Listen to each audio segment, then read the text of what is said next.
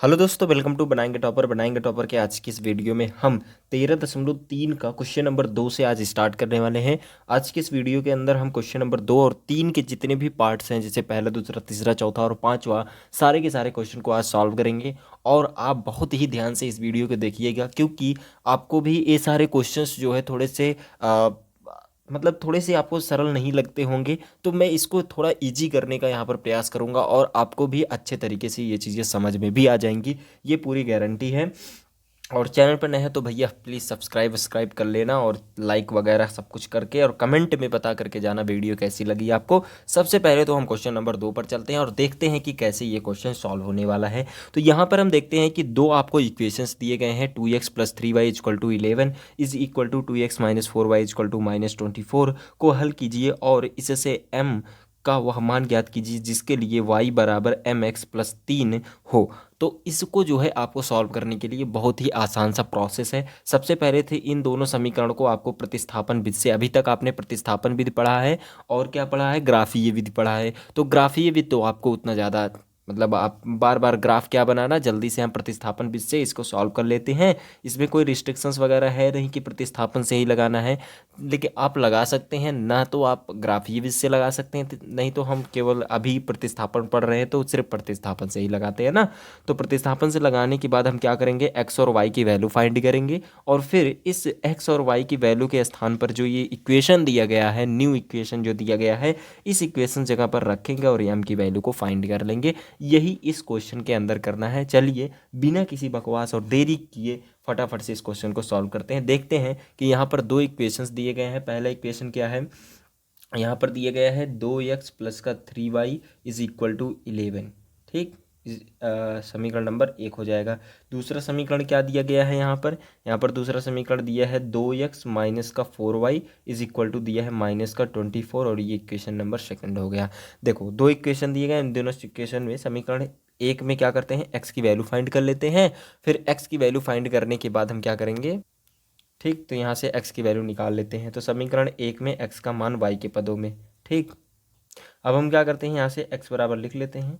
तो x बराबर आ जाएगा, देखो इसको इधर लेकर जाएंगे तो 11 माइनस का 3y अपॉन का हो जाएगा 2 यहाँ से, और इक्वेशन नंबर थर्ड ये आपका बन गया। अब इक्वेशन नंबर थर्ड के वैल्यूज़ जो भी आई हैं x की वैल्यूज़, उसको हम इक्वेशन नंबर सेकंड में रख देते हैं। तो समीकरण 2 में x का मान रखने पर, चलिए मान रखते हैं फटाफट से, 2 इंटू एक्स की जगह पर हम क्या रखेंगे, 11 माइनस का 3y अपान का हो जाएगा 2 और माइनस का यहाँ से 4y इक्वल टू हो जाएगा माइनस का 24। ये 2 से 2 कैंसिल, 11 माइनस का 3y माइनस का 4y इक्वल टू माइनस का 24। अब देखो ये आ जाएगा 11 माइनस का आ जाएगा 7y माइनस का 24। अब देखो ये इधर चला जाएगा तो ये आ जाएगा माइनस का 7y इक्वल टू हो जाएगा माइनस का 24 और ये माइनस का आ जाएगा 11। अब ये दोनों जुड़ जाएंगे, जुड़ने पर माइनस का 35 हो जाएगा और माइनस का 7y, और यहाँ से जो y की वैल्यू आ जाएगी 7 पंचे 35 और यहाँ से माइनस माइनस से कैंसिल, तो ये आ जाएगा 5। y की वैल्यू आपकी यहाँ से कितनी आ गई, 5 आ गई। अब हम किसकी वैल्यू फाइंड करेंगे, अब इक्वेशन नंबर थर्ड में जो है ना, ये जो इक्वेशन नंबर थर्ड आप देख रहे हो, यहाँ से y की वैल्यू रखेंगे तो x की वैल्यू हमें मिल जाएगी, और फिर जो भी x की वैल्यू मिलेगी उस वैल्यू और ये वाली वैल्यू को उठा करके हम किस में रख देंगे, y equal to m x plus 3 में रख देंगे, तो m की वैल्यू मिल जाएगी। तो सबसे पहले हम यहाँ से x की वैल्यू को फाइंड कर लेते हैं। तो समीकरण 3 में y का मान, समीकरण 3 में y का मान, समीकरण 3 में y का मान रख देते हैं तो कितना होगा भैया, x बराबर 11 माइनस का 3 इंटू वाई की वैल्यू कितनी है 5, 5 अपॉन कितना हो जाएगा 2 दिया है। ठीक, अब देखो ये आ जाएगा, हाँ यहाँ पर कितना हो जाएगा देखो, माइनस का ये हो जाएगा 3 पंचे 15, 15 ये हो जाएगा बटे 2 और ये आ जाएगा माइनस का 4 बटे 2, मतलब x बराबर कितना आ जाएगा यहाँ से माइनस का 2 आ जाएगा, आएगा कि नहीं। ठीक, ये आ जाएगा x बराबर माइनस का 2। अब हमको क्या फाइंड करना है, हमको फाइंड करना है m का मान ना, कहा तो था क्वेश्चन में, के लिए m का वह मान ज्ञात कीजिए, m का वह मान ज्ञात कीजिए जिसके लिए ये इक्वेशन सेटिस्फाई करती हो। तो हमने x और y की वैल्यू तो फाइंड कर ली है, और हम क्या करेंगे यहाँ से m की वैल्यू फाइंड कर लेंगे। तो y is equal to m x plus का 3। अब हमको क्या दिया है यहाँ पर, y की वैल्यू 5 और x की वैल्यू कितनी दी गई है माइनस का 2। ठीक, और ये आ जाएगा प्लस का 3। अब देखो ये प्लस का 3 इधर लेकर जाएंगे तो 5 माइनस का 3 हो जाएगा, बराबर आ जाएगा माइनस का 2m, गुणे होने के बाद माइनस का 2m आ जाएगा, और इसको जब कैंसिल करेंगे 2 बचेगा, माइनस का 2m हो जाएगा, और m बराबर कितना आ जाएगा 2/-2, और ये 2 से 2 कैंसिल, -1, मतलब m की जो वैल्यू आ जाएगी यहाँ से -1 आ जाएगा। यही चीज़ आपको ध्यान देनी थी, यही आपका आंसर हो गया। बहुत ही सिंपल सा प्रोसेस था, हमने इसको क्लियर किया। बढ़ते हैं नेक्स्ट क्वेश्चन पर। नेक्स्ट क्वेश्चन है आपका क्वेश्चन नंबर 3। निम्न समस्याओं को रैखिक समीकरण युग्म बनाइए और उनको हल करने पर प्रतिस्थापन विधि द्वारा आपको हल करना है। बहुत ही आसान से क्वेश्चन होने वाले हैं, जो कि आपको एकदम पता ही है, बहुत ही सिंपल से क्वेश्चंस हैं। बस आपको क्या कर रहे हैं, रैखिक समीकरण बनाने हैं, क्योंकि यहाँ पर रैखिक समीकरण आपको ऐसे ही दिए नहीं गए होंगे। हमने पिछले भी वीडियोज़ वगैरह में सब जगह बनाया हुआ है सब कुछ, ठीक है। तो यहाँ पर देखते हैं, सबसे पहला क्वेश्चन दिया गया है यहाँ पर, दो संख्याओं का अंतर 26 है और एक संख्या दूसरी संख्या से 3 गुनी है, उन्हें ज्ञात कीजिए। तो एक तो ये दिया है फर्स्ट शर्त, दूसरी शर्त ये दी गई है, और फिर उन्हें ज्ञात करना है, मतलब जो संख्या हमने मानी है वो संख्या ज्ञात करनी है। तो हम क्या करते हैं, सबसे पहले तो क्वेश्चन नंबर 3 का जो पहला है उसको सॉल्व करते हैं। तो यहाँ पर सॉल्यूशन लिखते हैं और इसको लिखते हैं, माना बड़ी संख्या बराबर एक बड़ी संख्या मान लेते हैं, एक छोटी संख्या मान लेते हैं, ठीक है ना। क्योंकि भाई जब बड़ी संख्या में से छोटी संख्या घटाओगे, अंतर करोगे, तभी तो 26 मिलेगा। तो इसीलिए एक बड़ी संख्या मानेंगे, एक छोटी संख्या मानेंगे। छोटी संख्या बराबर दिया गया है यहाँ पर कितना हो जाएगा y। अब देखो फर्स्ट शर्तानुसार क्या दिया गया है, फर्स्ट शर्तानुसार, ठीक, फर्स्ट शर्तानुसार क्या दिया है, अंतर जो है 26 है, तो x - y = कितना हो जाएगा 26। मतलब बड़ी संख्या में से छोटी संख्या घटाएंगे तो हमको एक संख्या मिलेगी, पॉजिटिव नंबर मिलेगा ना, बड़े में से छोटे घटाएंगे तो वही चीज़ हो गया। यहाँ से इक्वेशन नंबर फर्स्ट ये तैयार हो गया। अब देखो सेकंड देखते हैं, सेकंड शर्तानुसार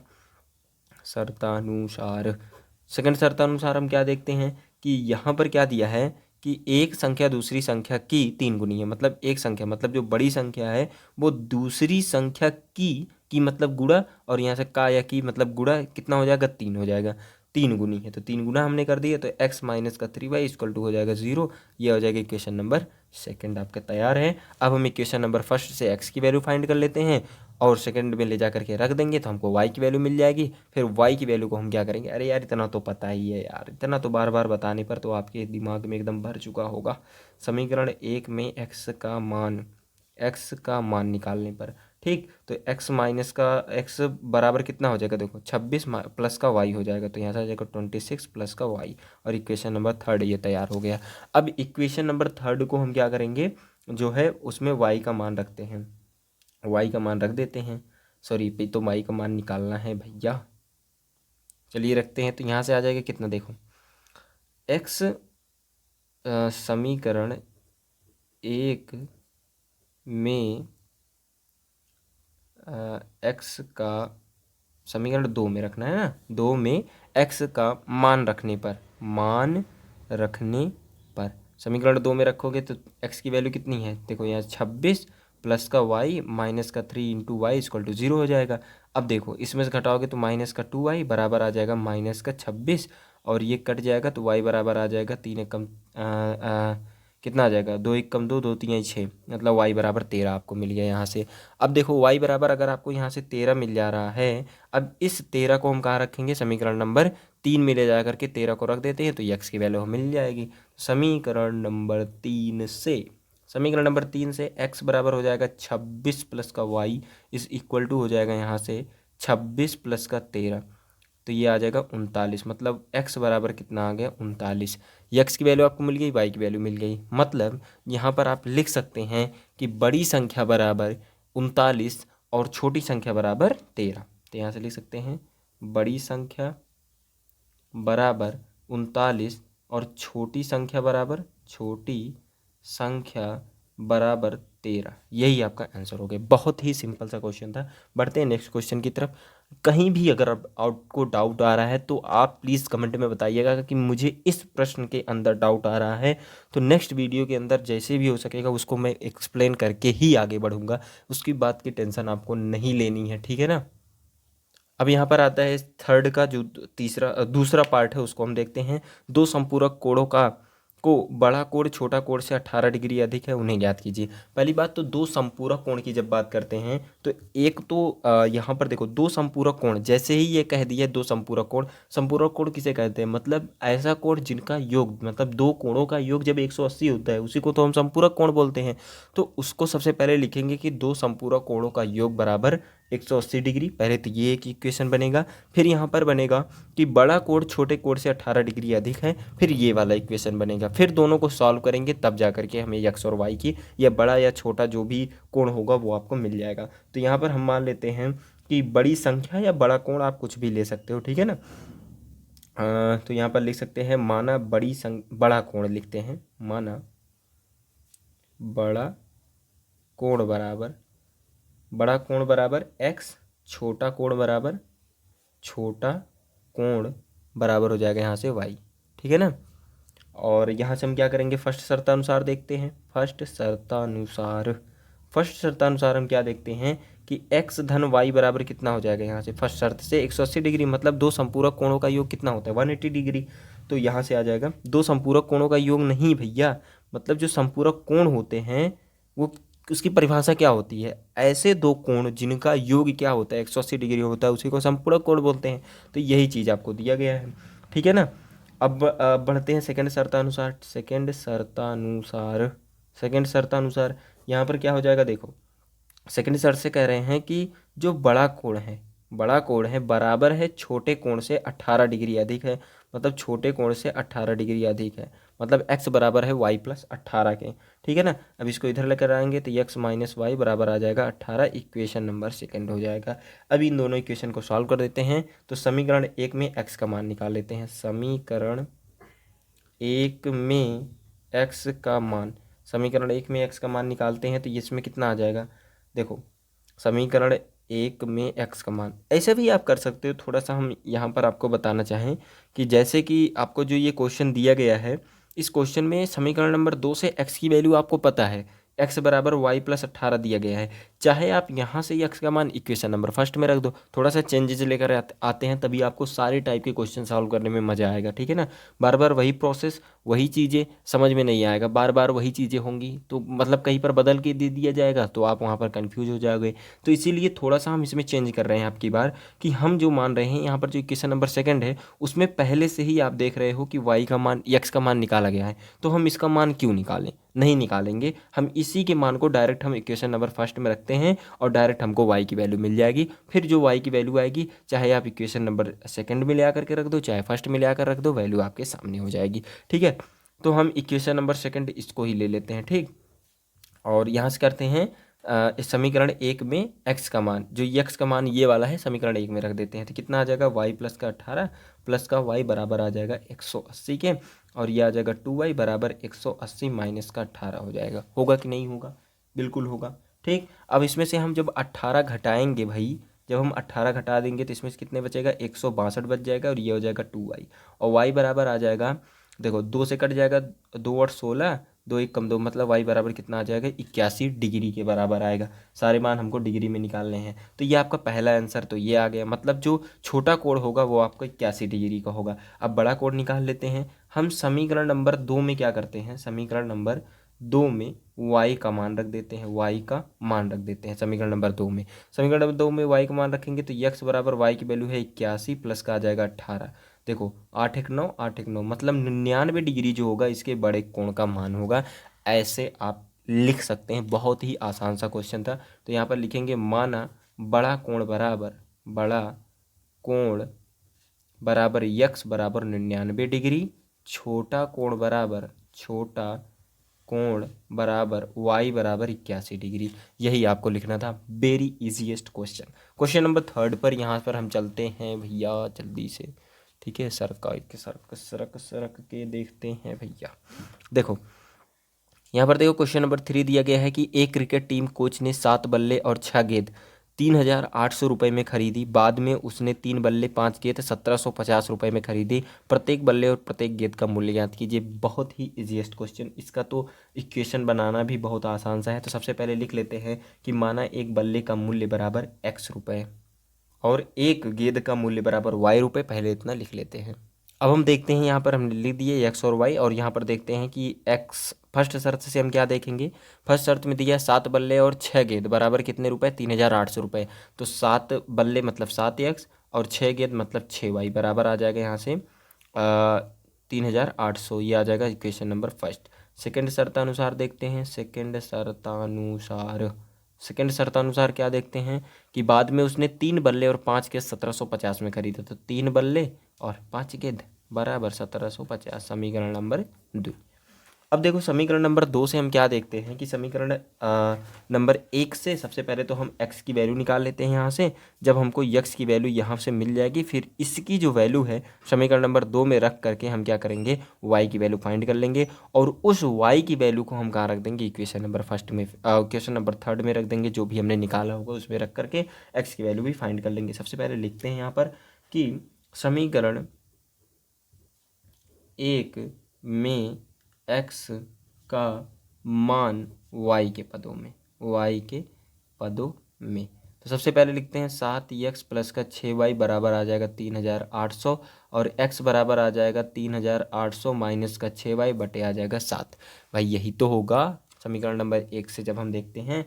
और इस समीकरण नंबर 1 की जो वैल्यू है हम कहाँ रखेंगे, समीकरण नंबर 2 में रखते हैं। तो समीकरण 2 में लिखते हैं, समीकरण 2 में x का मान, समीकरण नंबर 2 में x का मान रख देते हैं। तो 2 में कितना आ जाएगा, 3 इंटू एक्स की वैल्यू कितनी हो जाएगी, 3800 माइनस का 6y बटे हो जाएगा 7, और ये प्लस का 5y बराबर आ जाएगा 1750। यही तो होगा। अब देखो इसका जब हम गुणा कर देंगे तो अंदर हो जाएगा ये 11400 हो जाएगा, और इसका गुणा करेंगे 6 18 y हो जाएगा बटे आ जाएगा 7, प्लस का आ जाएगा 5y बराबर आ जाएगा 1750। ये हो जाएगा। अब क्या है कि इसका भाई हमको लासा लेना पड़ेगा। जब आप लासा लेते हो तो बहुत ही आसान सा प्रोसेस है लासा लेने का, कि हम क्या करते हैं, इसका गुणा इससे कर देते हैं और इसका गुणा इससे कर देते हैं, ये 7 यहाँ से हट जाएगा। तो 11400 माइनस का आ जाएगा 18y, और प्लस का आ जाएगा 7 पंजे 35y बराबर आ जाएगा 1750 गुणे 7 कर देंगे। तो 1750 गुणे 7 करेंगे तो यहाँ से आ जाएगा 12250। अब हम क्या करते हैं, ये देखो यहाँ पर इसको हम उधर लेकर चले जाते हैं और इन दोनों को घटा लेते हैं। ठीक है ना, देखो इस ये प्लस है माइनस है, प्लस माइनस है माइनस, और घट करके आ जाएगा 17y, और ये उधर जाएगा तो यहाँ से आ जाएगा 12250 माइनस का 11400। अब देखो 12250 में से 250 में से जब हम 11400 हम घटा देंगे तो हमको यहाँ पर मिल जाएगा 850। कितना मिल जाएगा, 850 मिल जाएगा, और ये आ जाएगा 17y। अब देखो 17 पचे 85 मतलब y बराबर कितना आ जाएगा, 17 पचे 85 5, और ये आ जाएगा 50, मतलब y बराबर आपको कितना मिल गया, यहाँ से 50 मिल गया। बहुत ही आसान सा था, और यहाँ से हमने y की वैल्यू फाइंड कर ली। अब यहाँ से हमको क्या चाहिए, x की वैल्यू चाहिए। x की वैल्यू हम क्या करेंगे, जो समीकरण नंबर 3 हमने माना था, ये समीकरण नंबर 3 ही तो है। अब इस समीकरण नंबर 3 में हम क्या करेंगे, y की वैल्यू रख देंगे, सॉल्व कर देंगे, आंसर आ जाएगा। तो समीकरण 3 में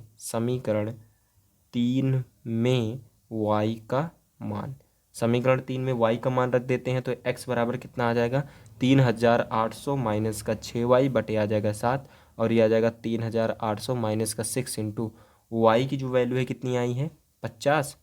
तो ये आ जाएगा 50 और बटे हो जाएगा 7। देखो ये आ जाएगा 3800, 6 पंजे 30, ये आ जाएगा 300 बटे आ जाएगा 7। अब ये जब माइनस कर देंगे तो कितना आ जाएगा, देखो 300 घटाएंगे तो ये आ जाएगा 3500 आ जाएगा बटे हो जाएगा 7, और 7 पंचे 35 बराबर आ जाएगा 500। मतलब x की वैल्यू कितनी आ गई, यहाँ से 500 आ गई, x की वैल्यू 500 और y की वैल्यू कितनी आ गई, 50। कहने का मतलब क्या है कि एक बल्ले का मूल्य जो है वो कितना दिया गया है, 500 रुपये है, और जो गेंद का मूल्य आया है वो कितना है, y रुपये है। तो यहाँ पर लिख सकते हैं कि जो बल्ले का मूल्य बराबर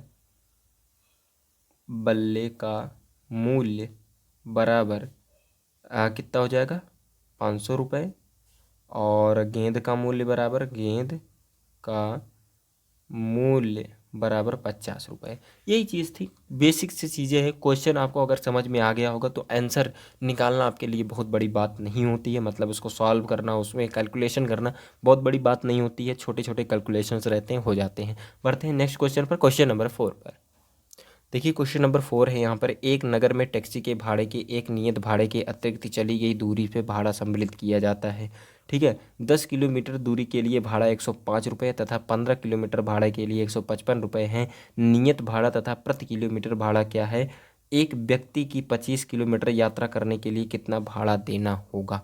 ये चीज़ आपका क्वेश्चन नंबर जो है 4 यहाँ पर कह रहा है। तो यहाँ पर हम क्या करते हैं, तो यहाँ पर पूछा क्या गया है, सबसे पहले ये देखते हैं। यहाँ पर पूछा है कि नियत भाड़ा क्या है और प्रत्येक किलोमीटर भाड़ा कितना है, ये चीज़ आपको बात करनी है। नियत भाड़ा तथा प्रति किलोमीटर भाड़ा क्या है, यही मान लो कोई टैक्सी है, यहाँ से मान लो यहाँ तक का वो जा रही है, ठीक है ना। तो यहाँ से यहाँ तक का जो है इसका जो भाड़ा है वो यहाँ तक तो फिक्स है, उसको हम मान लेते हैं कि जो नियत भाड़ा है वो यक्स है। फिर वो क्या करता है, यहाँ से मतलब उसको कहीं और जाना होता है। जैसे आप कहीं पर भी जाते हैं तो आपको कुछ दूरी तो मतलब पता होता है कि मुझे यहाँ से फिक्स टाइम है कि मैं यहाँ से यहाँ तक जाऊँगा। जैसे मुझे लखनऊ से दिल्ली जाना है, ठीक है ना, लखनऊ से दिल्ली जाना है तो एक आपका फिक्स पॉइंट हो गया। लेकिन एकदम आपको मेन दिल्ली में तो जाना नहीं है, उसके बाद भी आपका घर भी वहीं से कहीं कोई और टाउन में होगा, किसी और शहर में होगा, तो वहाँ से आपको वहाँ तक जाने में भी कुछ पैसा लगेगा। तो उसी चीज़ को यहाँ पर कह रहे हैं कि एक नियत भाड़ा है कि हमें लखनऊ से दिल्ली तक जाना है, तो यहाँ से यहाँ तक का जो भाड़ा है वो आपका नियत है। फिर वहाँ से आपको कहाँ जाना है, कितने किलोमीटर जाना है, उस टाइप से आपका कितना किलोमीटर बनेगा, कितना पैसा बनेगा, ये सब चीज़ें वो आपको अलग से आगे जोड़ करके देना पड़ेगा। तो यही चीज़ क्वेश्चन में कह रहा है कि एक नियत भाड़ा है, फिर आप जितने किलोमीटर जाओगे उसके लिए अलग से आपको भाड़ा देना पड़ेगा। तो सबसे पहले यहाँ पर दो चीज़ें हम मानते हैं कि नियत भाड़ा कितना है और प्रति किलोमीटर भाड़ा क्या होगा। इसको सबसे पहले लिखते हैं माना नियत भाड़ा बराबर यक्स रुपये, माना नियत भाड़ा बराबर एक्स रुपये। और यहाँ से हम प्रत्येक किलोमीटर, यहाँ पर कह रहे हैं ना प्रति किलोमीटर, ये कह रहे हैं ना प्रति किलोमीटर भाड़ा क्या है, तो यहाँ पर लिखते हैं प्रति किलोमीटर का भाड़ा बराबर वाई रुपये। अब देखो हम इसको यहाँ पर दो शर्तें भाई, दो चर वाले रैखिक समीकरण युग्म अगर हम पढ़ रहे हैं तो दो समीकरण आपको बताना पड़ेगा ना। तो फर्स्ट शर्त से हम क्या देखते हैं, फर्स्ट शर्तानुसार यहाँ पर देखते हैं कि 10 किलोमीटर दूरी के लिए भाड़ा जो है कितना लिया जाता है, 105 रुपये है। मतलब वो 10 किलोमीटर जब वो आगे बढ़ते हैं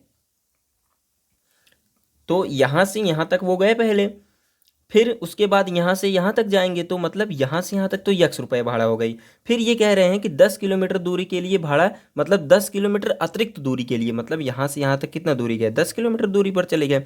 तो इस जो अतिरिक्त वाला भाड़ा आ रहा है और इसको मिला करके दोनों का जो भाड़ा दिया गया है, कितना दिया है, 105 रुपये दिया गया है। तो इसको हम इक्वेशन में कैसे लिखेंगे कि ये तो हो गया नियत भाड़ा, फिर ये 10 किलोमीटर एक्स्ट्रा चल रहे हैं तो 10 किलोमीटर जो है प्रति किलोमीटर का भाड़ा हो जाएगा यहाँ से 10 वाई, और ये बराबर आ जाएगा 105 रुपये। इस टाइप से आपका फर्स्ट इक्वेशन यहाँ पर रेडी हो जाएगा। अगर हम यहाँ से सेकेंड इक्वेशन की बात करें, सेकेंड शर्त से यहाँ पर देखें, सेकेंड इक्वेशन क्या बनेगा, सेकेंड शर्तानुसार देखो, सेकेंड शर्त के अनुसार हम क्या देखते हैं कि 15 किलोमीटर के लिए भाड़ा 155 रुपये, मतलब वो 15 किलोमीटर जब अतिरिक्त चलते हैं, देखो यहाँ पर लिखा गया ना अतिरिक्त चली गई दूरी पर भाड़ा सम्मिलित किया जाता है। तो ये अतिरिक्त चली गई दूरियां हैं, इन्हीं के आधार पर ये जो अंक है वो दिए गए हैं, कितने रुपए लग रहे हैं उसी के आधार पर हमको लिखना है। तो यहाँ पर हो जाएगा 15 किलोमीटर भाड़ा 155 रुपये है, तो यहाँ पर हो जाएगा x प्लस 15y बराबर आ जाएगा 155। ये आ जाएगा इक्वेशन नंबर सेकंड। अब ये दो इक्वेशन आपको दो चर वाले रैखिक समीकरण युग्म के रूप में मिल गए हैं। अब फटाफट से हम समीकरण 1 से लेकर के चलते हैं। जैसे हमने प्रतिस्थापन विषय सॉल्व किया है तो समीकरण 1 में x का मान हम निकाल लेते हैं समीकरण 1 से। तो यहाँ से x बराबर आ जाएगा 105 माइनस का 10y, और ये क्वेश्चन नंबर थर्ड आ जाएगा। और यहाँ से हो जाएगा समीकरण 2 में x का मान हम रख देते हैं। तो जब समीकरण नंबर 2 में x का मान रखेंगे तो x की जगह आ जाएगा 105 माइनस का 10y प्लस का 15y बराबर आ जाएगा 155। अब देखो यहाँ पर कितना कितना है, 105 को उधर लेकर जाएंगे और इसमें जो है इसमें प्लस है, ये माइनस है, घटा देंगे तो ये आ जाएगा 5y हो जाएगा, और बराबर आ जाएगा इसको 155 माइनस का आ जाएगा 105, और जब घटा देंगे तो ये आ जाएगा 50, और ये आ जाएगा 5y, ठीक है ना, 5y, और y बराबर आ जाएगा यहाँ से 5 कम 5 मतलब 10। y बराबर आपको यहाँ से मिल गया 10 किलोमीटर, मतलब 10 रुपये जो है प्रति किलोमीटर जो भाड़ा एक्स्ट्रा लगेगा वो चीज़ आपको मिल गया है। कौन सा, जो एक्स्ट्रा जब जैसे यहाँ से यहाँ तक पहुँच गए तो वो तो आपको अभिज्ञात हो जाएगा। फिर जो आप यहाँ से यहाँ तक जा रहे हो उसके लिए प्रति किलोमीटर भाड़ा कितना है वो हमने यहाँ पर फाइंड कर लिया है। अब हम x की वैल्यू को फाइंड कर लेते हैं। तो इक्वेशन नंबर या समीकरण 3 में y का मान हम रख देते हैं। समीकरण 3 में y का मान जब हम रखेंगे तो x बराबर आ जाएगा 105 माइनस का 10 इंटू 10, तो ये आ जाएगा 105 माइनस का 10 गुणे 10 हो जाएगा 100, और जब इसको घटाएंगे तो आ जाएगा 5। मतलब x बराबर आपको कितना आ गया 5। मतलब 5 रुपये जो है यहाँ पर जो नियत भाड़ा है वो है कि आपको यहाँ से यहाँ तक एक जगह से हालांकि लखनऊ से दिल्ली तक 5 रुपये तो भाड़ा है नहीं, लेकिन एक हम मान करके चल रहे हैं कि जैसे मान लो आपकी किसी एक नियर सिटी में जाना है तो वहाँ का जो भाड़ा है वो 5 रुपये है। तो 5 रुपये है, तो उसके आगे अगर आपको जाना है तो वो वाई रुपये होगा। तो वाई रुपये का जो भाड़ा है वो आपको मिल गया 10 रुपये हो गया, और यहाँ से जो आपने नियत दूरी तय की उसके लिए भाड़ा कितना है 5 रुपये। तो बहुत ही इजी क्वेश्चन था, यहाँ पर आपको ऐसे लिख सकते हैं। और एक क्वेश्चन इसी के अंदर और कह दिया है, देखो यहाँ पर कितना दिया है कि एक व्यक्ति की 25 किलोमीटर यात्रा करने में कितना भाड़ा होगा, ये चीज़ आपको फाइंड करना है। देखो 25 किलोमीटर अगर भाड़ा वो तय कर रहा है, जैसे मान लो नियत है भाई, नियत तो है ही। अगर जैसे देखो 5 किलोमीटर वो यहाँ से यहाँ तक जाएगा ही, जैसे मान लो 5 रुपये में यहाँ से यहाँ तक तो पहुँच गया, यहाँ से यहाँ तक। अब उसके बाद उसको 25 किलोमीटर और अधिक चलना है तो उसके लिए कितना भाड़ा देना पड़ेगा। तो आपने पहले क्या किया, यहाँ से यहाँ तक तो नियत दूरी तय कर ली। अब आपको कहाँ जाना है, 25 किलोमीटर अतिरिक्त जाना है। तो 25 गुणे हम क्या कर देंगे, वाई की वैल्यू कितनी आई है अतिरिक्त वाले भाड़े में 10 से गुणा कर देंगे। तो यहाँ से आ जाएगा 5 प्लस 25 और प्लस का हो जाएगा 25 गुणे हो जाएगा 10, मतलब यहाँ से आ जाएगा बराबर 5 धन और ये आ जाएगा 250 और बराबर आ जाएगा 255 रुपये। मतलब 255 रुपये क्या हो रहे हैं, इसको लग रहे हैं क्या करने में, यहाँ से यहाँ तक, मतलब 25 किलोमीटर की अगर उसको दूरी तय करनी है तो कुल मिला करके 255 रुपये यहाँ पर लगेंगे। और यहाँ पर आप लिख भी सकते हैं कि 25 किलोमीटर की गई यात्रा का भाड़ा बराबर इतना रुपये। ये देखिए हमने लिख दिया 25 किलोमीटर की गई यात्रा बराबर यहाँ से 255 रुपये। बहुत ही इजी हमने एक्सप्लेन करने का प्रयास किया है। अगर आपको नहीं समझ में आ रहा है तो प्लीज़ आप कमेंट में बताइएगा, हम पूरी तरीके से आपके पूरा निदान करेंगे आपके जितने भी क्वेश्चन होंगे। सबसे पहले तो हम क्वेश्चन को आगे बढ़ाते हैं, ठीक है। तो यहाँ पर जो है, हालांकि ये वीडियो बहुत ज़्यादा लंबी होगी लेकिन मैं इसमें सारी चीज़ें कवर करने का प्रयास कर रहा हूँ जिससे सारी जो वीडियोस की लेंथ थोड़ी सी बड़ी हो जाए, लेकिन आपके लिए पूरी तरीके से कंटेंट आपके लिए पूरा मिल जाए, ठीक है। समझ में फुल आना चाहिए, बाकी और कुछ हो चाहे ना हो, ठीक है ना। चलिए बढ़ते हैं नेक्स्ट क्वेश्चन पर। यह है आपका क्वेश्चन नंबर 5। क्वेश्चन नंबर 5 क्या है कि यदि किसी भिन्न के अंश और हर दोनों में 2 जोड़ दिया जाए और 2 घटा दिया जाए, ठीक है। 2 जोड़ दिया जाए, मतलब केवल 2 जोड़ना है, घटाना नहीं है, सॉरी। यदि किसी भिन्न में अंश और हर में 2 जोड़ दिया जाए तो वह 9/11 हो जाती है। यदि अंश और हर दोनों में 3 जोड़ दिया जाए तो वह 5/6 हो जाती है। वह भिन्न ज्ञात कीजिए। तो सबसे पहले तो हम यहाँ पर मान लेते हैं भिन्न के 2 पार्ट होते हैं, एक होता है अंश और एक होता है हर। तो सबसे पहले यहाँ पर 2 चीज़ें मान लेते हैं कि माना अंश बराबर x और हर बराबर यहाँ से आ जाएगा y। अंश और हर हमने मान लिया है। अच्छा, भिन्न क्या हो जाती है तब, भिन्न बराबर हो जाएगी x/y, यही तो होगा ना। अब देखो फर्स्ट शर्तानुसार ये क्या कह रहे हैं, फर्स्ट शर्त के अनुसार ये कह रहे हैं कि यदि किसी भिन्न के अंश और हर दोनों में 2 जोड़ना है, ठीक है ना। तो दोनों में 2 जोड़ना है तो यहाँ से आ जाएगा x/2 और ये आ जाएगा y/2, बराबर आ जाएगा किसके, 9/11 के हो जाता है। बस सिंपल सा क्वेश्चन था, अंश और हर में 2 जोड़ दो और 9/11 के बराबर आ जाएगा। अब इसका गुणा इस तरफ कर दो तो ये आ जाएगा 11x प्लस का आ जाएगा 11 दूना 22 और 9y प्लस का आ जाएगा 18। इतना तो आप क्रॉस मल्टीप्लिकेशन जानते ही हो ना। और ये आ जाएगा 11x, इसको इधर लेकर आएंगे तो 9y, और देखो इसको जब उधर लेकर जाओगे तो ये आ जाएगा 18 माइनस का 22 और 11x माइनस का 9y बराबर आ जाएगा यहाँ से माइनस का 4। ये आ जाएगा इक्वेशन नंबर फर्स्ट। बहुत ही ईजी था ना। इसी तरीके से सेकंड शर्तानुसार देखते हैं।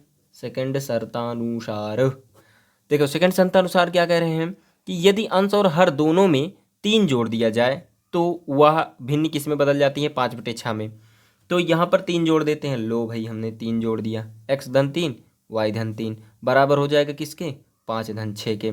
इसी तरीके से क्रॉस मल्टीप्लिकेशन इस तरह कर देंगे तो ये आ जाएगा 6x प्लस का आ जाएगा 18 बराबर आ जाएगा यहाँ से 5y प्लस का आ जाएगा 15, ये आ जाएगा 6x, इधर लेकर आएंगे -5y बराबर आ जाएगा 15 माइनस 18, 6x माइनस का 5y इस इक्वल टू यहाँ से आ जाएगा आपका, इसको जब आप माइनस करोगे तो यहाँ से मिलेगा आपको माइनस का 3 मिल जाएगा।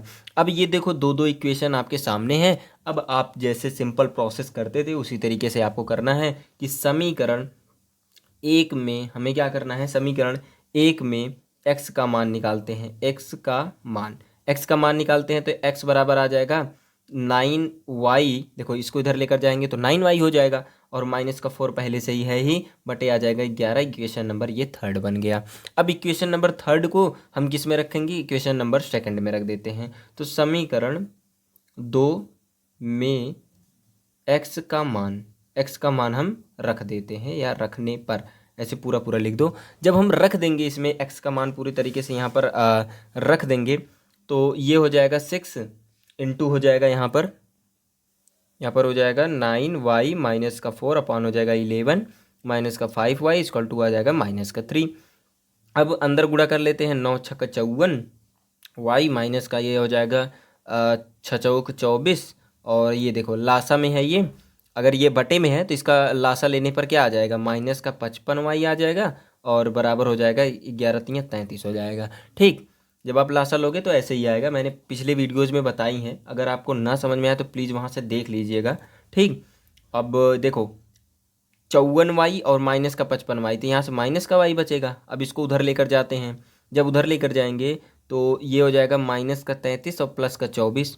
अब माइनस का 33 और प्लस का 24 जब आप दोनों में घटेगा तो घटेगी तो वैल्यू क्या आएगी, यहाँ से बचेगी 6 और 3 9, मतलब माइनस का y बराबर आ जाएगा माइनस के 9 के। मतलब जो यहाँ से y की वैल्यू आपको मिली है वो आपको मिल गई है, थोड़ा सा मैसेज आ गया था यार इसीलिए दिक्कत हो जाती है, बार बार वीडियोस को रोकना पड़ता है।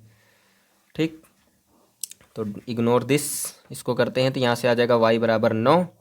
ठीक, और ये आ गया y बराबर 9। अब इस y की वैल्यू को हम कहाँ रख देंगे, y की वैल्यू को हम रख देते हैं इक्वेशन नंबर थर्ड में।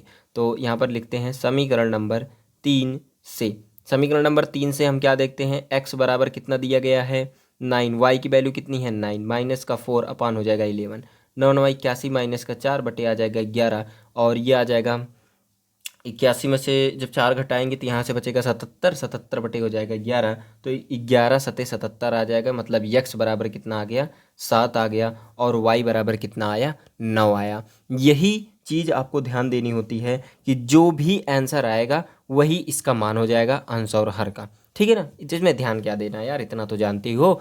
तो वहाँ से भिन्न क्या आ जाएगी, अच्छा देखो यहाँ पर भिन्न क्या होगी, अंश और हर पता है तो भिन्न आपको फाइंड करनी थी, तो वह भिन्न बराबर लिख देना, वह भिन्न बराबर कितना हो जाएगा 7/9। यही चीज़ आपको फाइंड करना है, बस यही चीज़ करना था। कुछ था इसमें, कोई भी रॉकेट साइंस था नहीं, बस जो जो कहा था वैसे वैसे हम करते गए। हमको 2 इक्वेशन मिल गया, उन्हीं दोनों इक्वेशन को सॉल्व कर दिया जैसे कि हम प्रतिस्थापन में करते थे, फिर उसी को करके फटाफट जो है हमने भिन्न का मान निकाल लिया, बस कुछ भी नहीं करना था। बढ़ते हैं नेक्स्ट क्वेश्चन पर, क्वेश्चन नंबर 6। क्वेश्चन नंबर 6 है यहाँ पर कि 5 वर्ष बाद जैकब की आयु उसके पुत्र की आयु से 3 गुनी हो जाएगी। 5 वर्ष बाद, 5 वर्ष पूर्व जैकब की आयु उसके पुत्र की आयु की 7 गुनी थी, उसकी वर्तमान आयु क्या होगी। बहुत ही आसान से ये सब क्वेश्चन होते हैं, बस इसमें समझने वाली बात ये होती है कि आपको जो है जैकब क्या है, उसके पिता है और उसका पुत्र है। ठीक, एक जैकब था, जैकब की आयु उसके पुत्र से, मतलब जैकब क्या है पिता है और उसका एक पुत्र है। तो जैकब की आयु को पुत्र की आयु के बराबर लाना होता है। अगर उसी को बराबर लाने में आप कामयाब हो गए तो ये क्वेश्चन आपके लिए बहुत इजी हो जाता है। तो सबसे पहले लिखते हैं कि माना जैकब की आयु बराबर x वर्ष, माना जैकब की आयु बराबर, जैकब की वर्तमान आयु लिख दो या आयु लिख दो, आयु बराबर x वर्ष और पुत्र की आयु बराबर, पुत्र की आयु बराबर y वर्ष। अब देखते हैं इसमें हम कि 5 वर्ष बाद उनकी आयु क्या रहेगी। इसको हम फर्स्ट शर्त में ही ले लेते हैं, फर्स्ट शर्तानुसार। जब भी हमने बताया था पिछले वीडियो में कि जब 5 वर्ष बाद की बात करेगा, जब 5 वर्ष बाद की बात करेगा तो हम दोनों की आयु को 5 वर्ष क्या कर देंगे, जोड़ देंगे। मतलब 5 वर्ष बाद मतलब आने वाले 5 वर्ष ना, तो x+5 बराबर आ जाएगा y+5 के बराबर होगा तब उसके पुत्र की आयु के 3 गुनी हो जाती है। मतलब उसके पिता की आयु के बराबर तब होगा जब उसके पुत्र की आयु में क्या किया जाए, 3 से गुणा कर दिया जाए या 3 गुनी हो जाएगी, तब उसके पिता की आयु के बराबर हो जाएगी। अब इसको हम थोड़ा सा सरल कर लेते हैं। बराबर आ जाएगा 3y प्लस का आ जाएगा 15, x माइनस का 3y बराबर आ जाएगा 10। समीकरण नंबर 1। बहुत ही आसान सा इक्वेशन बना। अब हम सेकेंड शर्त से चलते हैं, सेकेंड शर्तानुसार। ठीक है, यही हम पिता और पुत्र की आयु निकालते ही रह जाते हैं। पिछले वीडियो में भी ऐसे 1-2 सवाल में करना था, यहाँ पर भी वही करना था, वर्तमान आयु ही निकालनी है। ठीक है ना। आगे देखते हैं 5 वर्ष पूर्व की जब बात करेगा, जैसे इसमें बाद की बात किया, इसमें पूर्व की बात कर रहा है, तो x-5 बराबर हो जाएगा y-5 के। कब भाई, पिता की आयु और पुत्र की आयु बराबर थोड़ी ना हो सकती है, नहीं होगी ना। तो इसके लिए क्या करना पड़ेगा, पुत्र को या तो किसी ना किसी और संख्या से जोड़ दो, किसी संख्या से जोड़ दो तब जाकर के इसके बराबर होगा, या क्या करो इसमें कुछ ना कुछ मल्टीप्लाई कर दो तब जाकर के इनके बराबर होगा, नहीं तो बराबर नहीं आएगी वैल्यू। भाई पिता और पुत्र आपस में बराबर कैसे हो सकते हैं, बराबर आयु के कैसे हो सकते हैं। मतलब पिता जब पैदा हुआ तभी पुत्र पैदा हुआ, ऐसा नहीं होता है भैया। तो यहाँ पर हो जाएगा कि पुत्र की आयु 7 गुनी थी जब उसके क्या कह रहे हैं, 5 वर्ष पूर्व जैकब की आयु उसके पुत्र की आयु की 7 गुनी थी। मतलब पुत्र से 7 गुनी थी कब, जब 5 वर्ष पहले थे। तो यहाँ पर कितना आ जाएगा, x-5 बराबर आ जाएगा यहाँ से 7y माइनस का आ जाएगा 35, और x माइनस का 7y माइनस को उधर लेकर जाएंगे तो यह आ जाएगा माइनस का 30। और ये क्वेश्चन नंबर सेकंड आपके सामने है, एकदम ताज़ा ताज़ा। ये आ गया फर्स्ट, ये आ गया सेकंड। अब फर्स्ट से चलते हैं, x की वैल्यू को फाइंड कर देते हैं समीकरण 1 से। समीकरण 1 से हम क्या देखते हैं, x बराबर 10 प्लस का 3y, इक्वेशन नंबर थर्ड आपके सामने है। और ये आ जाएगा समीकरण नंबर 2 से। समीकरण 2 से चलते हैं तो x की वैल्यू को रख देंगे। समीकरण 2 में x का मान रखने पर, लो भैया पूरा लिख देते हैं अब की बार। तो यहाँ से आ जाएगा 10 प्लस का हो जाएगा यहाँ से 3y माइनस का कितना हो जाएगा 7y बराबर आ जाएगा माइनस का 30। अब इसको करेंगे तो ये हो जाएगा, देखो प्लस माइनस से माइनस कितना हो जाएगा 4y बराबर आ, देखो इधर लेकर जाओगे तो माइनस का 30, और ये आ जाएगा माइनस का 10 माइनस का 4y बराबर आ जाएगा माइनस के 40 के। अब देखो ये माइनस से माइनस कैंसिल, y बराबर आ जाएगा 40/4, और यहाँ से आ जाएगा y बराबर 10। भाई इतना तो आपको अब करना आना ही चाहिए। अब देखो यहाँ से उसके पुत्र की आयु आ गई, कितनी वर्ष, 10 वर्ष आ गई। अब इनके पिता की आयु चाहिए हमको, पिता की आयु फटाफट से फाइंड कर लेते हैं। इक्वेशन नंबर थर्ड में क्या कर देते हैं, वैल्यूज को रख देते हैं। चलो यहीं सॉल्व कर लेते हैं। समीकरण 3 से, समीकरण 3 से हम क्या देखते हैं, समीकरण 3 में क्या दिया गया है कि x बराबर आ जाएगा 10 प्लस का 3y, और यहाँ से आ जाएगा x बराबर हो जाएगा 10 + 3 × 10, और ये बराबर आ जाएगा 10 + 30 बराबर आ जाएगा यहाँ से 40। मतलब x बराबर क्या आ गया 40 वर्ष, और जो 40 वर्ष किसकी आयु है, ये आयु है आपकी जैकब की आयु, और उनके बेटवा की जो आयु है, मतलब उनके पुत्र की जो आयु है वो कितनी आई है, 10 वर्ष आई है। बहुत इजी क्वेश्चन था, यहीं तक ही आपको करना था। ये क्वेश्चन आप यहाँ पर लिख सकते हैं कि जैकब की आयु बराबर x वर्ष, जैकब की आयु बराबर x वर्ष, पुत्र की आयु बराबर y वर्ष, बराबर हो जाएगा कितने के, ये हो जाएगा 40 वर्ष के, और ये हो जाएगा 10 वर्ष के। बहुत ही इजी क्वेश्चन था, हमने पूरा सॉल्व कर लिया। और इसी के साथ आपका जो है 3.3 जो है प्रश्नावली 3.3 पूरी तरीके से समाप्त होता हुआ। अगले पार्ट से हम उसका उदाहरण देखेंगे, और साथ ही साथ जो भी अगला जो पार्ट है, जैसे कि विलोपन मेथड है, एलिमिनेशन करना है, उसको भी मतलब विलोपन विधि हमको सॉल्व करनी है। सॉल्व करके उसको भी आपको बताएंगे कैसे करना है, प्रोसेस भी बताएंगे, पूरे स्टेप बाय स्टेप समझेंगे, उसके बाद ही क्वेश्चंस वगैरह सारे कुछ सॉल्व हो जाएंगे। तो इसी के साथ भैया अगर चैनल पर नए तो प्लीज़ सब्सक्राइब कर लेना और बेल आइकन को प्रेस कर देना, और जल्दी से जल्दी इस चैनल से जुड़ जाओ, क्योंकि महत्वपूर्ण कंटेंट आपके मैथ्स से रिलेटेड, आपको कैसे बोर्ड में अच्छा मार्क्स लेकर के आ सकते हैं। पिछली साल भी हमने बहुत से बच्चों को ऐसे बताया था, इस बार भी हम पूरा प्रयास कर रहे हैं। चलिए आज के लिए इतना ही। Thank you, have a nice day. वंदे मातरम, जय हिंद।